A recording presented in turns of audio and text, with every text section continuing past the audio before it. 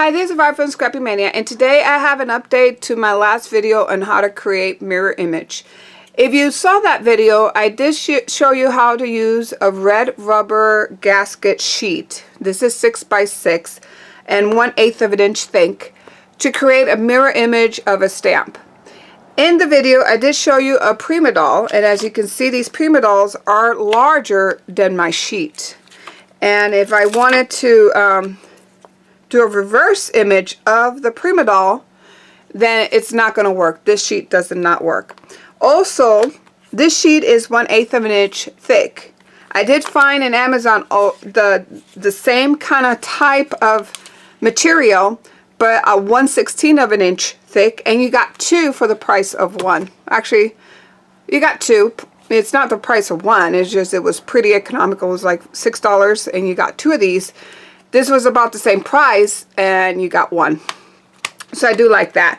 And then what I did is I went ahead and showed you in that video where you can put this onto your stamping tool and then really ink it up your stamp at least 3 times, and that will get enough ink that it will have a nice transition to your paper, so that way it's not faint, it's nice and dark. So it works very well. This technique, this is the best one I've seen so far. I've seen some other videos where they used the jelly plate. I didn't like that one. I tried it. I showed you in my video. I used a homemade jelly plate, and I also used a creative plate or creative palette from Stupendous. That didn't work very well. So the best, I really liked how it worked with the rubber gasket, and it's way more economical than those two products that I use. But I wanted to show you that I found a larger sheet. Now the advantage of having the 12x12 is that my image fits perfect. My Prima stamp fits perfect. And if you have a 12x12 stamping tool, it will work nicely on this tool. Now I do have a video where I show you how to create a large tool like this, so I'll put the link for that video, and look how it fits perfect on here.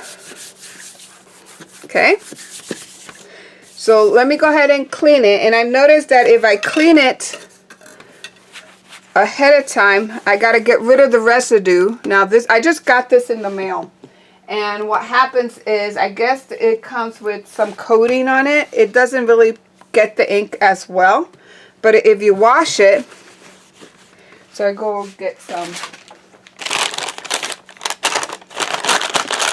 If you wash it, because your first impression is not as good, but once you get rid of you wash it and then do another impression, it works very nicely. So I think it comes, it has some kind of coating on top that you need to get rid of. So it's nice and clean. I'm going to go ahead, position my stamp, and let me get some paper that I'll be using for stamping.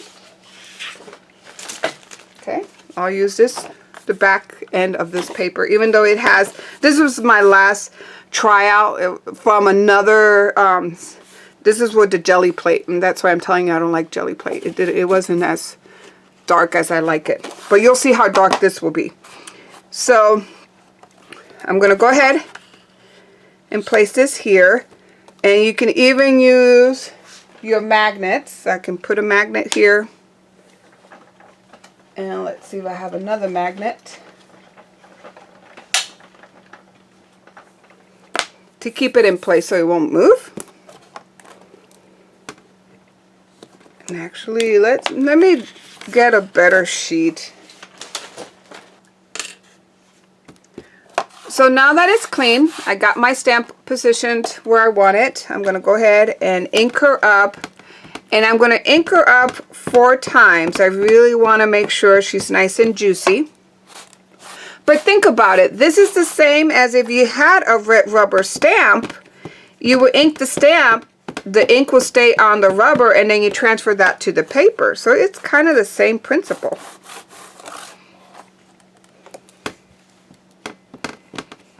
And when I do it 4 times, it makes sure that I have enough ink transfer onto the rubber. And one more time, that should do the trick.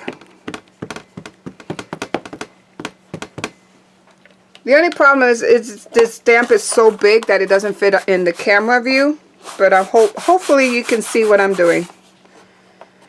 Okay, I'm going to lift it up. Now I'm going to take my sheet, and then let's go ahead and transfer it.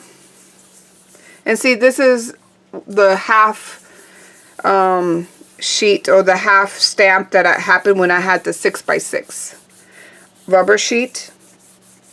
It just didn't stamp. I couldn't stamp it all the way because it was not big enough. Okay, so let's see what happens. And there. Now let's go ahead and clean this up. You'll see in the first one, look at the impression. It's good, but not as solid as it should be. Let's go ahead and clean it with StazOn. And I'm going to clean the whole sheet.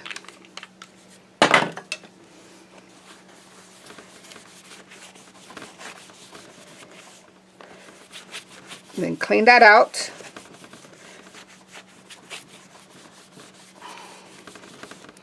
Now let's do it again. So I just got this out of the box just now. The rubber, it just came in the mail today, and I was so excited that I got my large one in that I wanted to show you guys, and I wanted to test it out. So it hasn't been used yet, and whenever you don't use it, the first time you use it, you don't get the best impression, but trust me, the second time we're going to compare. You're going to see how beautiful it will stamp.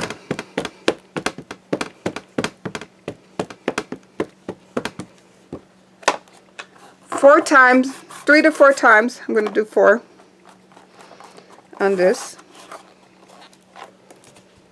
And one more time. It might be even beneficial to put a cushion underneath. I don't know. Okay. Now I'm going to take another sheet. Even though you'll see the faint background, that's okay. Watch what happens.